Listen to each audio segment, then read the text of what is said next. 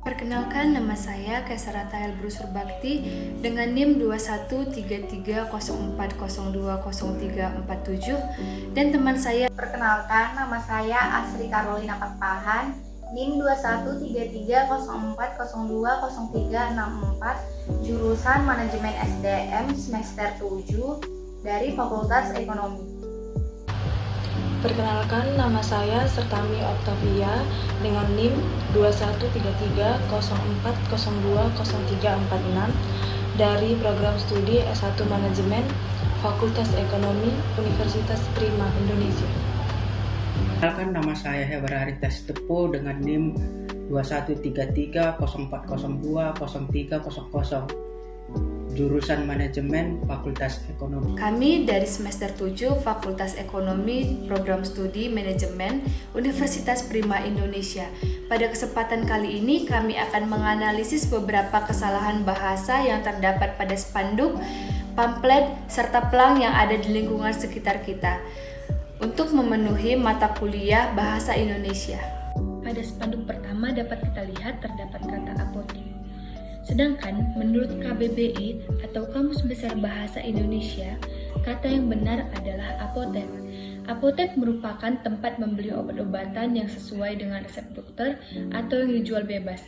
Sedangkan apotik merupakan bentuk yang salah atau tidak baku dalam bahasa Indonesia.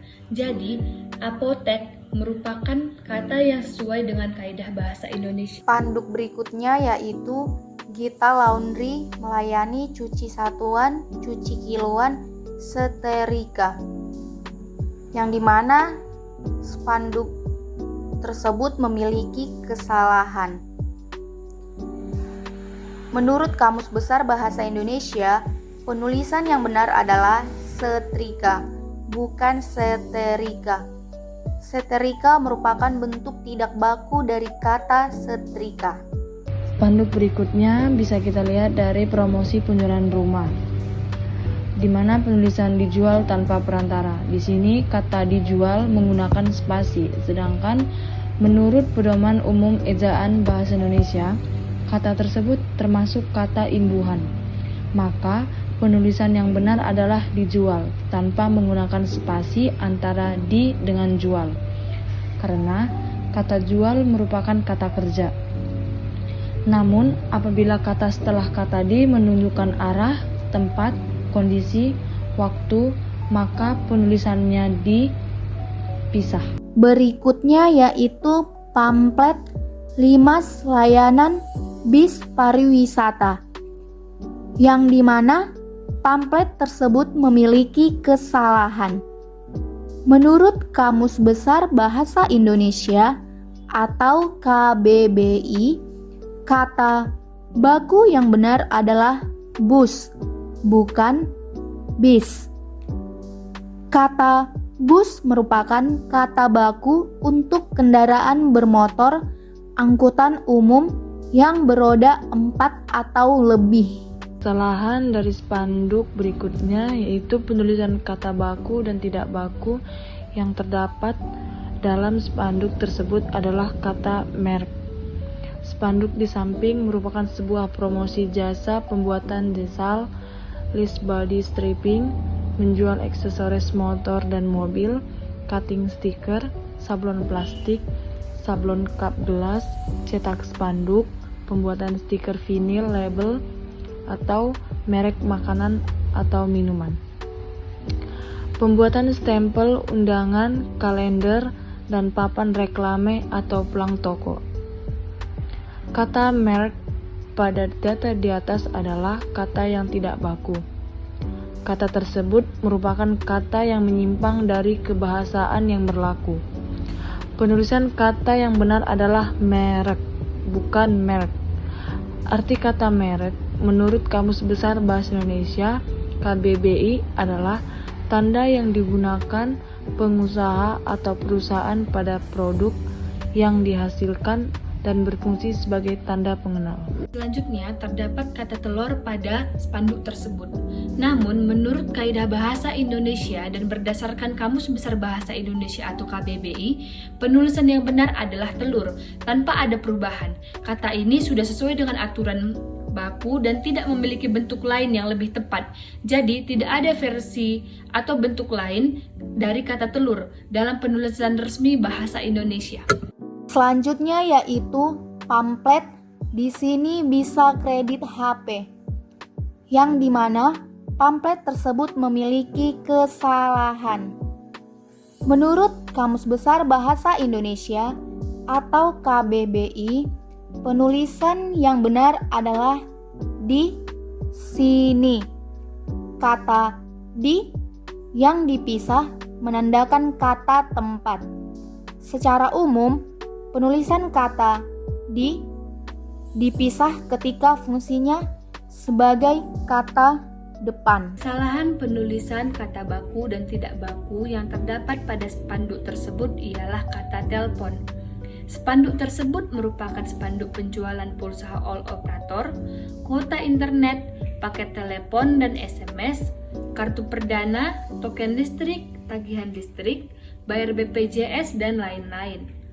Kata telepon pada kata di atas adalah kata yang tidak baku. Kata tersebut merupakan kata yang menyimpang dari kebahasaan yang berlaku, sehingga penulisan yang benar adalah telepon. Kata telepon sering digunakan dalam pengantar berbagai surat formal untuk keperluan nomor kontak. Pemilihan kata telepon sebagai kata yang sesuai untuk bahasa Indonesia atau kata baku adalah karena diserap dari bahasa Inggris telepon, bukan telepone. Jadi, kata telepon dalam berbagai penulisan untuk tulisan yang benar sesuai kaidah baku atau EYD.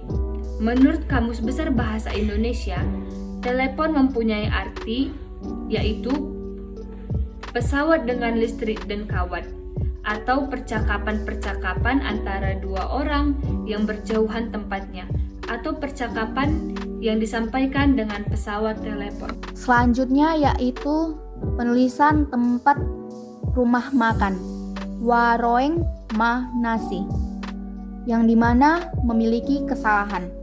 Menurut Kamus Besar Bahasa Indonesia atau KBBI, kata yang baku adalah warung, bukan waroeng. Penggunaan kata waroeng di dalam KBBI, kata tersebut termasuk kata tidak baku. Kata baku waroeng adalah warung. Menurut kaidah bahasa Indonesia, kata praktek adalah bentuk yang tidak baku. Bentuk yang benar dan baku adalah praktik. Hal ini sesuai dengan pedoman dalam Kamus Besar Bahasa Indonesia atau KBBI, di mana praktik digunakan untuk merajuk pada pelaksanaan atau penerapan sesuai dalam kehidupan nyata. Pada spanduk berikutnya terdapat kalimat belum pintar kalau belum komen.